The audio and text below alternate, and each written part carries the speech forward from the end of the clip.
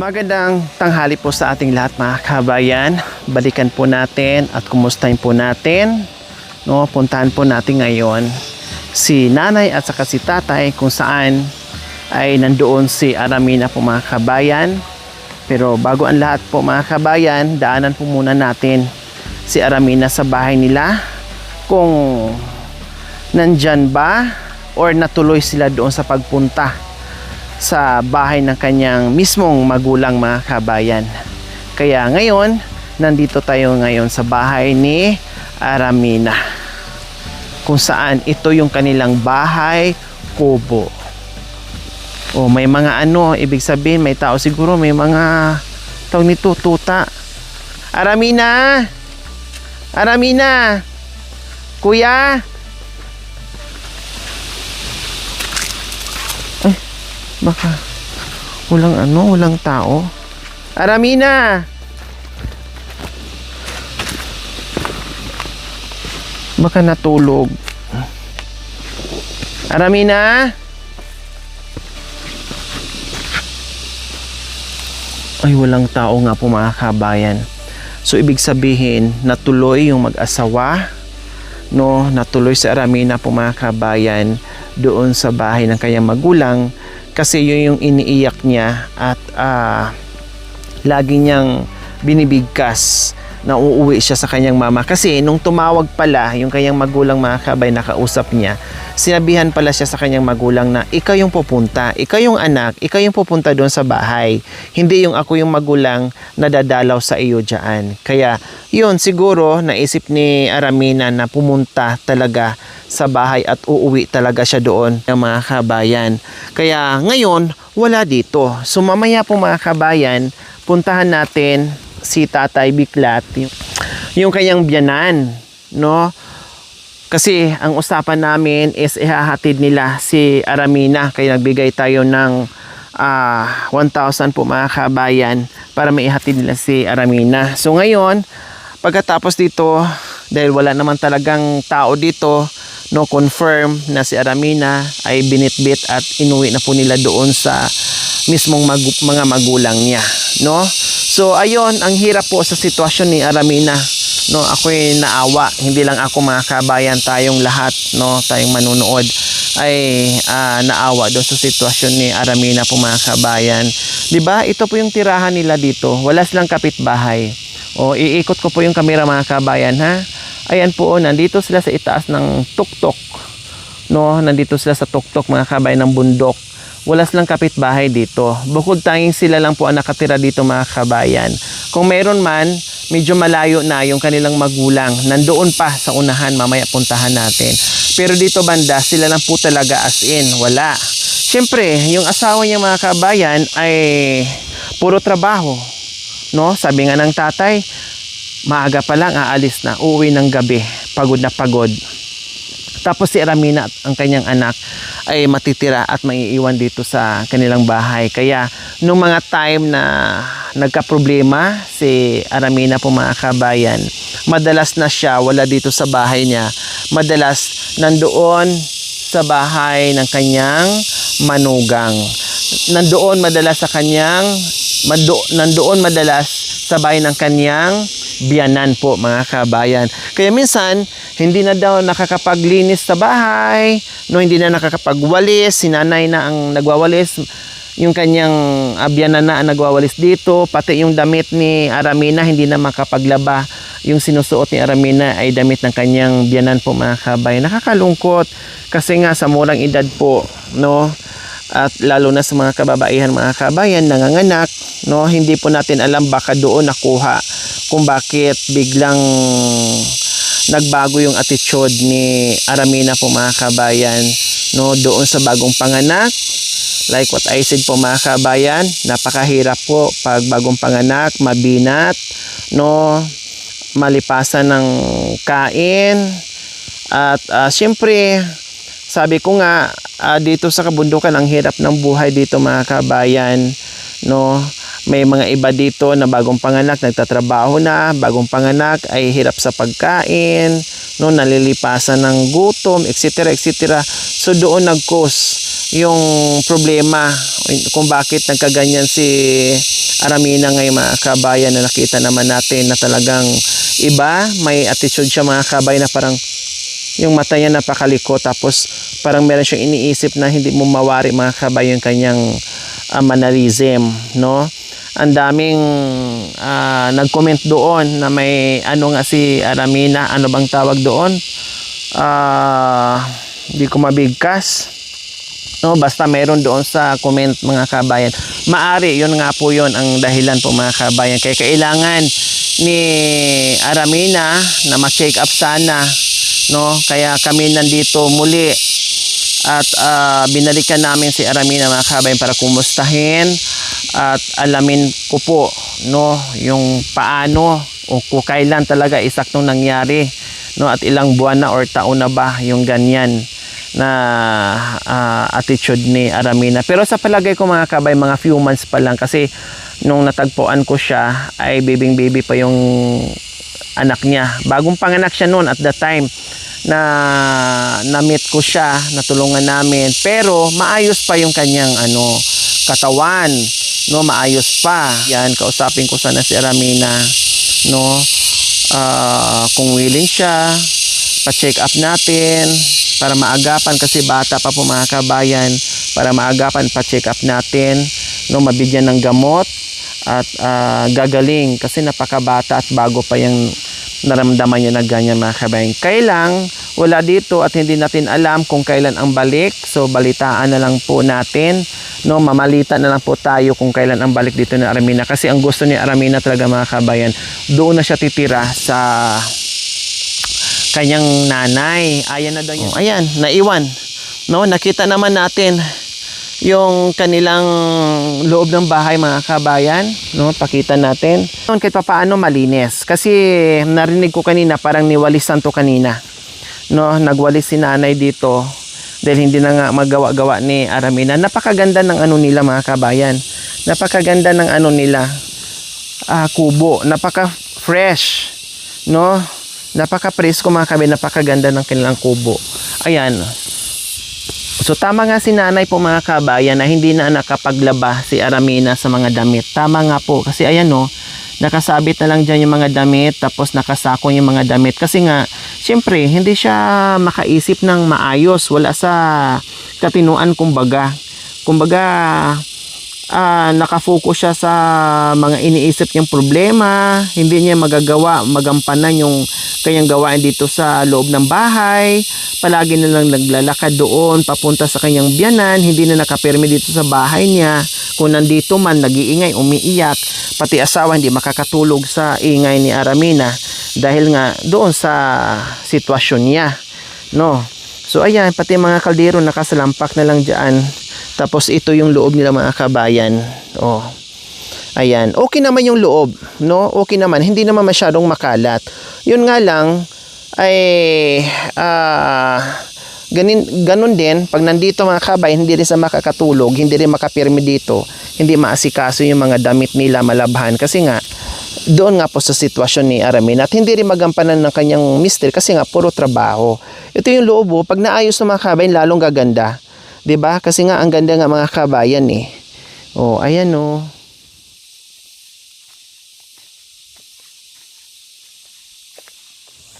Ang pandugtong mamaya.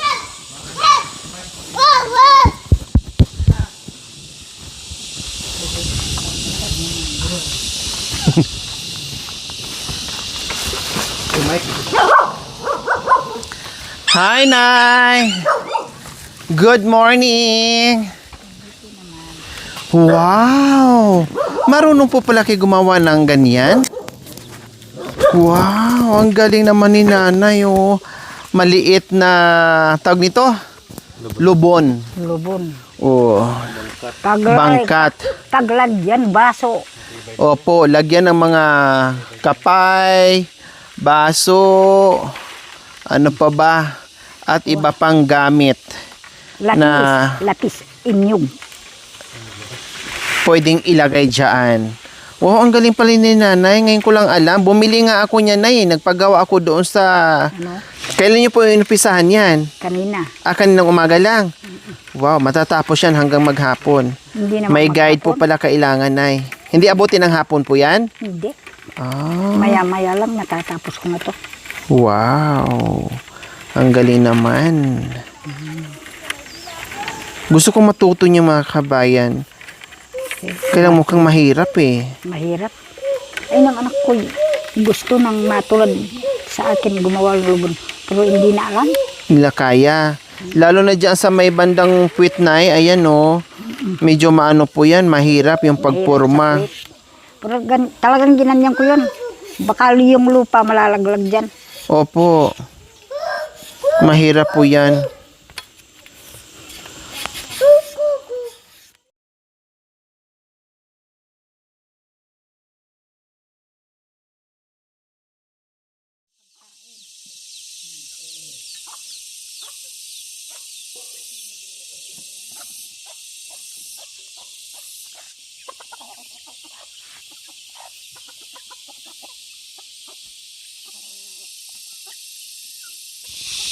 So ayan po mga kabayan, sa wakas natapos din po ni nanay. O di ba? Tama yung sinabi ni nanay, hindi inabot ng hapon. Ang galing na no? Ang bilis nyo palang gumawa. Ibig sabihin sa isang araw kaya yung gumawa ng 3 dyan or 4. Kung maraming ano, naka-ready na no? Kung naka-ready na yung mga ganito niya no? Okay lang, syempre kuha ni nanay, tapos gayat-gayatin pa niya, tapos buuhin niya. O mga isang araw ay kaya po niya mga 2 mga kabayan. No? Opo. Pero kung talagang naka-ready ng mga kabayan, kaya po yan mga 3 or 4 kasi dire-diretso na po. So ngayon, ayan na, pinaka-finish na po yung sa itaas mga kabayan ay tawag nito, tinatalian na lang po ni nanay. Ayan. Kaya napakahirap talaga pala mga kabayan, hindi sa biro.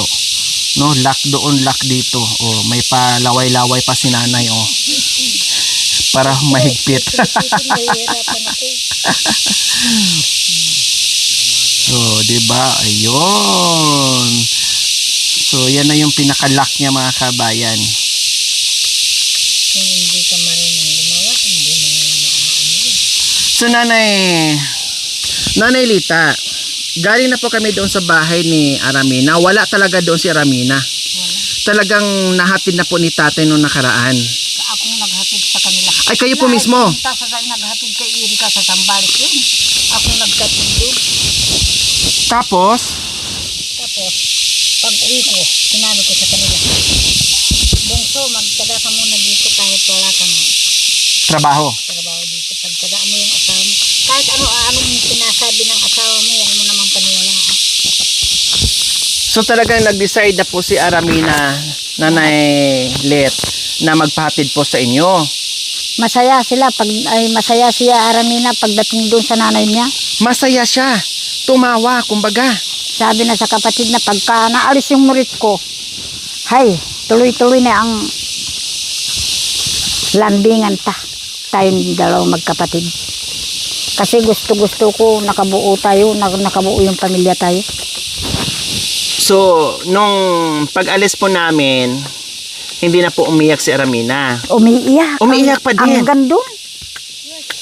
Hay, sabi ng nanay na huwag kang iiyak. Uminom ka na lang herba. Bigas. Umiiyak siya papunta doon nung paghatihin. Ang yung perang binigay ninyo, pinanggastos nila ang kasi naano yung gulong ng kulong-kulong saka yung gulong ng manugang ko 300 ang nagastos nila. Opo, Ang tapos 400 binigay ko na kay Armina.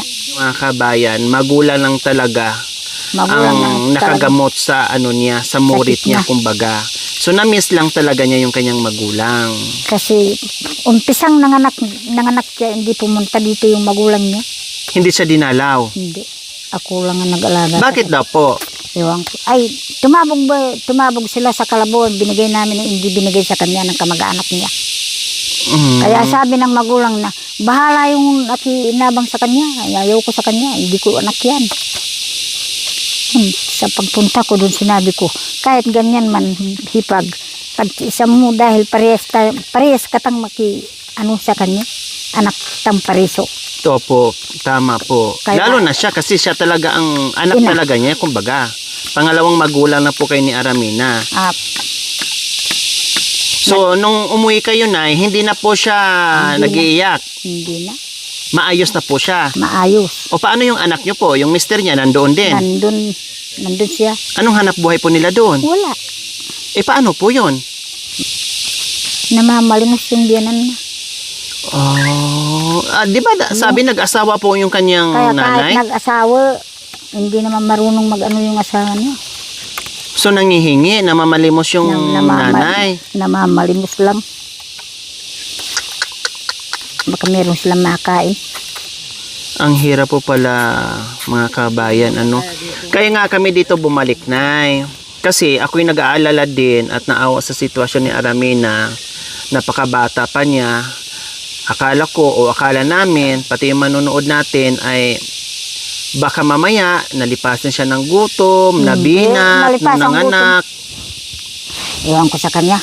Ay, sabi ng magulang niya, ang bait-bait mo yung kumain ka mo sa pesta naman Bila Maria, bakit nagkaganyan ka? Ay, hindi ko alam. Yung mga kapatid na mo naman ng mga lalaki, ganyan din. Kaya yun yung ano ko, yun yung purpose ko sana kung bakit ako bumalik na kasi ipapagamot sana namin, ipa-check up sa doktor kung bakit baka nalipasan ng gutom, nabinat, nagtrabaho siya nung bagong panganak, baka nabinat po siya. Ay, hindi naman po pala. Hindi namin pinatatrabaho yung Aramina. Yan ang maglaba, hindi. Magluto, hindi. Oh. Ako lang. Nung nanganak po siya, hindi po nalipasan ng Hindi. gutom, hindi nagugutuman. Hindi. Tsaka lahating kaba ng bigas ang bibiliin ko. Paano yan mabibili? Inaalagaan niyo po talaga. Inaalagaan ko. Yan lang. Pag gumapang na yung anak na, nakapagsarili na silang bahay. Iisang bahay ang tinitirahan namin. Ibig sabihin, nung bago sila mag-asawa, hanggat Ay, nabuntis, hanggat nanganak, kasama niyo po sa bahay. Opo. Kaya sigurado kayo na hindi talaga nalilipasan ng Hindi gutom at hindi nagtatrabaho kasi nandyan kayo nakaalalay. O tingnan mo yung mga anak ko, hindi ko naman ilaalala, hindi naman mabibinat sila yan. Opo, yung ibang mga anak nyo, bakit hindi naman sila naging ganyan, no? apat Ang sisipag pa. Pero kahit maglaba sila, hindi naman mabibinat. Kaya pa kasi Aramina, hindi namin inuutusan na hindi namin inuutusan yan. Kaya sabi ko sa kanya, siguro kung sinisi kami ng mga magulang mo, paano na yung mister ko? Kung isisi ka, dapat ayuso mo ang sarili mo. Yan. So ayan po mga kabayan, maliwanag na akala ko dati nagsarili sila ni Aramina. Hindi po pala. Kasama po pala. Kasama ko. Naghiwalay lang po sila mga kabayan nung gumapang na yung bata. Pero lagi pa rin sila nandito sa bahay ni Dito nanay. sila kumakain. Hindi sila kakain doon. Umaga, tanghalian, apunan, dito sila kakain. Nakita ko nga po na yung bahay ni Aramina. Pero malinis naman yung palibot. Sino po nagwawalis po doon? Ay, yung hipag niya.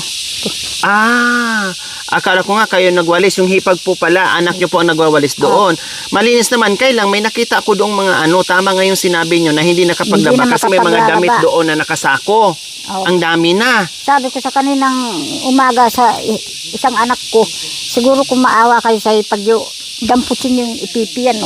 Nung pauwi po kayo na, anong sinabi niya? Nahinatid nyo na po doon. Nung pauwi na kayo, anong sinabi niya po? Matuwa siya. Sige, nanay, balik ka na doon. Sabi, pinauwi na kayo. Talagang ganyan. Sabi ko, Bungsok, huwag kang aalis dito ka bang hindi pa naano yan. Hindi pa sigurado na talagang okay na siya. Hindi na po tayo mag-alala. Kasi, hindi naman po pala nabinat si... Hindi, sa pagkain, hindi naman napapabayaan siya. Opo, kung sa pagkain, nakitaan ko naman. Pagka maghain akong 3 gatang, bakit hindi naman mabubusog yan? Kayang-kaya ng lamunin? Ibig sabihin, malakas kumain. Oo. Okay naman. Bakit hindi naman tumataba? Kasi may dumididi po. Hay, akong mayroong pinapadidi, mabubusog ako kahit konti lang ang kainin ko. Hay. Hay. Baka naman siguro pumayat siya itong huli na kasi iniisip nga niya dahil, di ba, namurit-murit siya na gusto niya makita yung magulang niya. Kaya siguro ganun. Problemado po siya. Yung kapatid naman ng lalaki, ganyan din. Anong sabi ng asawa niya, mister niya, yung anak niyo po? Ay, wala ang pakialam, nakatulala lang. Ay, Yung nga lang, ang problema, hindi makakatiis si Aramina dito sa buhay bundok siguro. Ayaw siguro niya, gusto siguro niya sa na, patag. sumasama ya sa nanay na naglilibot. Baka Mabuti na lang naman yung po ganyan. Nanay Let, yun yung gusto niya, na-miss siguro. Siguro. Bakit dati yun po yung trabaho niya? Talagang dating ganyan ang trabaho nila. Ni Aramina mismo din, sumasama? Sumasama sa naglilibot. Oh, wala namang masama doon mga kabayan sa panghihingi. Kasi, hindi yun masama mga kabayan. Hindi naman Kung masama. talagang yun ang gawain nila. Kasi meron Hindi naman naman talagang nagnakaw. hirap na hirap. Hindi naman nagnakaw, nanghingi naman. No? Choice nila yon, gusto nilang gawin yon. Kaya lang, syempre, mga kabayan, kawawa yung bata. No, kawawa yung bata Ay, na. nagtatatai yung bata. Oo. Kaya ako'y nikakargo ko sa kanya. Nagtatay ngayon ang bata, may sakit ngayon. Lalo na ngayon, ulan, init. Paano Ay, pag dalhin nila doon pag namalimo sila, anong mangyayari? Kawawa Wala, yung bata. Matay. Mamamatay. Kasi usok pa. So, isa siguro sa dahilan po mga kabayan, kasi dito, napakapayak na pamumuhay. Pero pag masipag ka, hindi ka magutuman. Kung masipag. Hanggang kain ka lang. No? Yung Makakakain asawa ka ng na, maayos. kumukuha naman sa kalahating kabang kay Sandra. Opo. At saka Ay. hindi naman nagugutuman, may bigas naman. Yun nga lang, siguro nakitaan ko na ngayon mga kabayan, bawat ang gulo na sinasabi ni nanay, baka isa sa hindi mapalagay si Aramina dito sa kabundukan. Kasi nga, buhat nung medyo maliit pa ay nasasama na o Nasanay. sinasama siya ng kanyang nanay na manghingi o manglimos o maglibot. Kumbaga, nasanay siya doon, na-miss niya yung ganung kaugalian o gawain, no? Dito kasi hindi magkakapera. Kung magkapera, bigay ka agad o ibili ka agad ng pagkain. Samantala doon pag pumunta ka ng bayan, nandyan ka lang, maglilibot ka, makakuha ka ng mga barya-barya hanggat makarami ka, may pera araw-araw kumbaga. Siguro isa yun sa dahilan o na-miss Na-miss na ni siguro. Aramina yung panghihingi doon. Kasi nga, yung nanay nangihingi, si Aramina din, ganun din ang ginagawa nung dalaga. No, pero itong may anak na hindi na po nagagawa ni Aramina. Hindi na. Buhat na nandito po sa inyo. Buti nga si Aramina, masipag yung asawa niya. Kasi lagi ko po nakikita yung asawa Yung niya mga asawa kabay na na, lagi may bakay-bakay na bakay-bakay na puso. Napakasipag. Kumbaga, hindi kasi pwedeng asahan mo yung panghihingi habang buhay. Mas maganda kasi na magsipag ka. No? Na magsipag ka, magtanim ka. Magkasakit ka pa. O magkasakit ka pa. Maaasaan mo ba yung namamalimos ka? Hindi. Opo, mahirap po yun. Dito kasi, Kahit mamalimos ka, pakunti-kunti lang, huwag naman isanay. opo, hindi pwedeng yun talaga habang buhay mong gagawin. Tama yun. 'Di ba? Kumbaga mas maganda pa rin yung nagtatrabaho ka, nagtatanim ka, kung manghingi ka man paminsan-minsan habang inaantay mo yung mga pananim mo na lalaki, okay lang yun. Pero yung habang buhay na mahirap. Okay. So napagdugtong-dugtong na po natin ngayon mga kabayan. So possible nga na walang Hanap buhay. binat si kasi alaga naman ni nanay, Let, and then Hindi naman mabibinat ka ba wala yung trabaho? Pagkatapos kumain, matulog. Minsan nakikita ko pa dito, inaalagaan nyo pa yung anak niya. Ay, yung anak na parang nakakita akong aso. Yung anak, hindi naman sinisikaso, kaya... Kayo na lang po nagbabantay. Oo. Kumbaga pinababayaan lang po niya yung anak niya? Hinahayaan lang niya dyan? Kaya nagtatatay. Sabi na sa akin, "Ne, tumatay yung apo mo." Bah, kasalanan mo. Hindi ko kasalanan. Ganyan ba yung may anak? Walang pakialam. O yung mga anak ko, kahit may sakit ang mga anak nila, kaya nila. Okay, Nanay Let, yung kahilingan mo na mabigyan ng solar, may dala kaming solar ngayon. Salamat na. Opo, para yung kubo nyo na cute ay magka-solar. O at least madaling magkabit ng solar mga kabayan kasi hindi mo na kailangang umakyat ng bubong. No? Ilagay na lang. Ilalagay, itatali mo na dyan. Kasi kung Itatali mo na lang dyan. kumakain kaya walang ilaw. Opo. So malalagyan na po natin Apoy na lang ang ilaw. malalagyan na lang natin ng ilaw at magiging maliwanag na ang bahay kubo ni Nanay.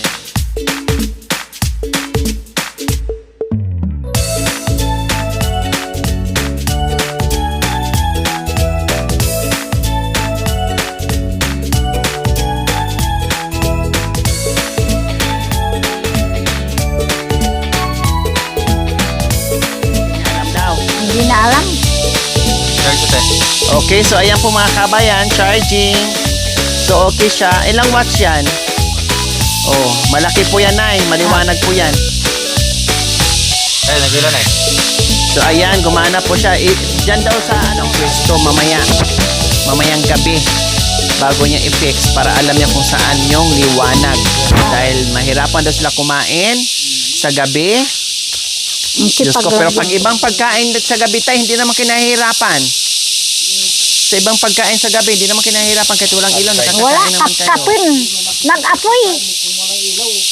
Sigurado po kayo? Ito lang ang ginagamit namin kung gabi na. Itong ginagamit ng Pag-ilaw. Oh, pero pagdating sa gabi, kahit ating gabi, kahit walang ilaw, nakakain naman ni ano. Kapkapin na utin. Utin na kapkapin. Utin na kapkapin. Di ba nagagawa naman yun kahit walang ilaw? magagawa ka ng Tapos si nanay problemado. Hindi ako po. Ayaw ko na. Matanda na ako. Ayaw ko na. Isa na lang. Magkakakain Bigay naman ko ng na lang sa kung gabi gusto kahit ng walang apo ko. ilaw. Oh, so ayan na okay na kayo, may ilaw na kayo. Masaya na kayo? Masaya Ayan sila. na ha, may ilaw na kayo. Baka mamaya, pag nalaman ayan po mga kabayan, kagabi may bit-bit kaming mga ulam. So nagdala ako ng isang pirasong malaking bangus, tuyo, asin, bitsin, suka mga kabayan. Ibigay ko sa kanila para kahit paano meron din silang ulam mamayang hapunan nila mga kabayan. O tay, nay, o yung bangus. Saan ko po ilagay? Baka mamaya anuhin ang pusa ha. Walang pusa. Buhatin to ng yaya. Ano yun? Dito ha. Baka masira. Ilutuin nyo na po. Pwede nyo iihaw habang mayroon pa sa bawan. Lagyan ng ano. Lagyan ng puso. Wow, sarap yan. So ayan, kain muna sila ni tatay bago magtanim ng mga saging dahil mayroon siyang bagong kuha sa mga kabayan, saging latundan. No, ayun po kasi iakyat po namin yan mamaya doon sa itaas. Doon daw po itatanim ni tatay biglat yan sa itaas, sabi niya sa akin. Kasi sabi ko sa kanya, sama po ako sa pagtanim ng saging. Pero ang sagot niya sa akin, kakayanin ko ba daw papunta doon sa itaas kasi napaka haba daw ng aakyatin namin. Sabi ko, kakayanin ko po yun tay. Sanay naman ako sa kabundukan. Pero kumain muna sila. Masarap yung kanilang. So ayan po mga kabayan. Magtanim na po tayo ng saging. Ayan. Galing pa to sa ibang lugar mga kabayan. Hinakot dito ni tatay. Doon sa dati niyang bahay kubo. No, hinakot ni tatay dito.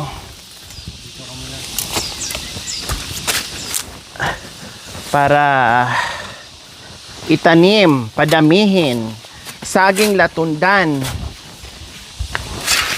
masarap, masustansya, pampalakas ng buto.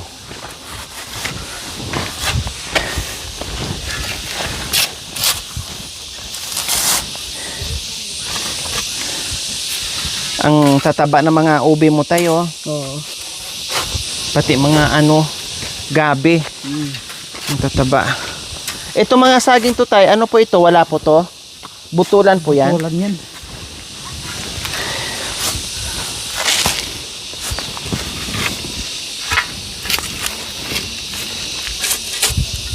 Diyos ko, ang layo pang pinanggalingan ito mga kabayan. Kung nakita nyo po yung unang punta namin sa bahay ni tatay, napakalayo. Malapit na sila doon sa ilog. Kunting baba na lang ay ilog na.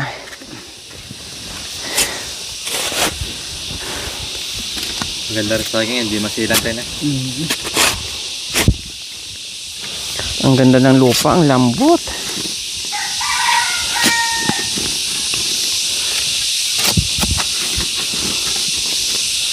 Ilang piraso po yan tay, lahat? Pag bawat isa, doon na itabi.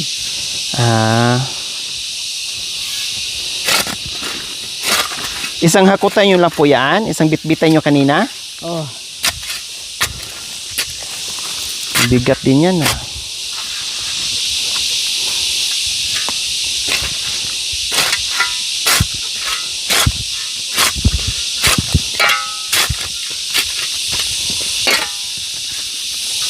So ganyan po mga kabayan, ang saging basta tag-ulan, hindi po masilan, no need mo na siyang hayaan mo lang siya, no, linisan mo lang siya, no, ay tuloy-tuloy na po ang paglaki niya mga kabayan hanggat mamunga.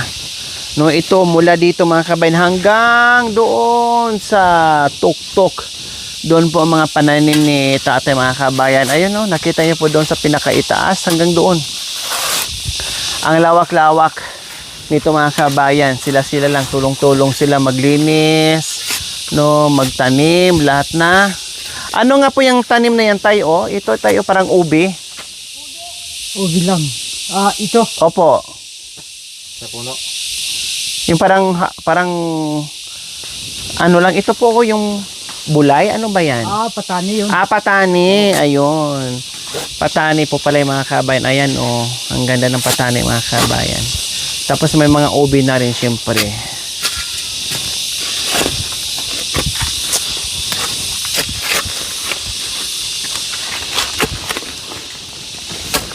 Medyo malalim po mga kabayan, medyo laliman para pag humangin, maganda.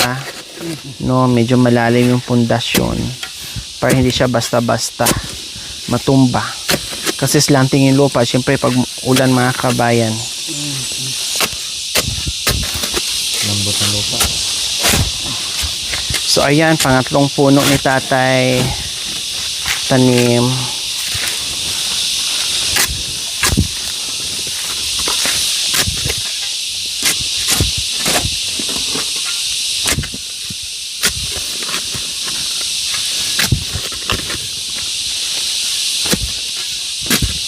Meron din kayong mga sabatay, saging saba.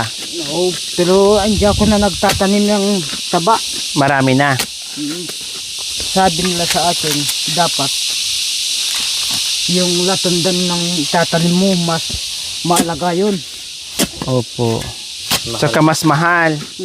Mas mahal. Lalo na lakatan tayo, no? Bakit hindi kayo nag-ano ng lakatan? Mayroon na dun. Meron po kayo? Wow. Buti naman may lakatan na po kayo. Kasi yung talaga mas mahal talaga.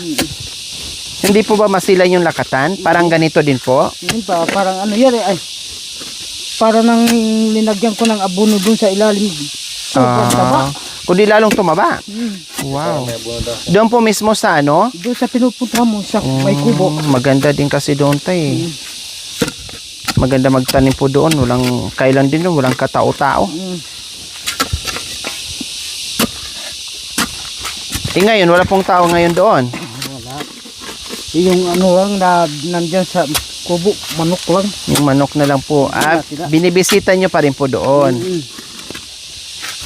So ayan po mga kabayan, sa isang ganito kalaki na nalinis sila. Iba't ibang klaseng root crops na nandito. Hindi lang isang mukha, marami. May gabi, may ubi, saging, patani, no, papaya, ano pa ba?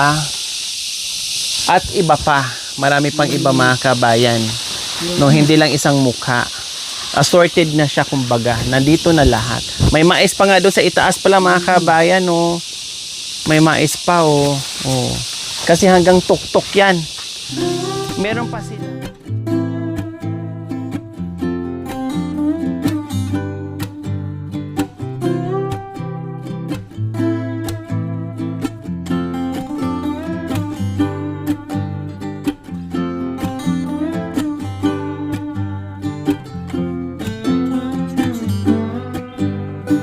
Thank you for watching.